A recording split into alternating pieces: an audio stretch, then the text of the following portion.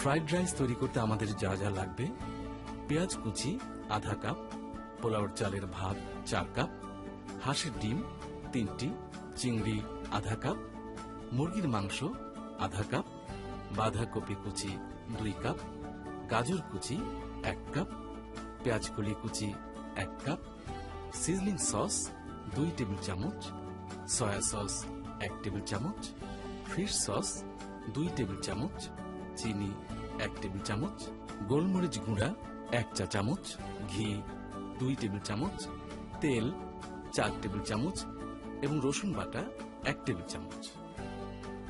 প্রথমে একটি কড়াইয়ে তেল দিয়ে গরম করে এতে রসুন বাটা দিয়ে ভালো করে কষিয়ে নিন।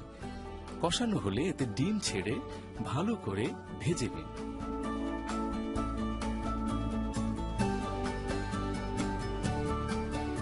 এবার এতে সামান্য তেল দিয়ে চিংড়ি মাছ এবং মুরগির মাংস দিয়ে সামান্য ভেজে ডিম ভাজার সাথে ভালো করে মিশিয়ে নিন।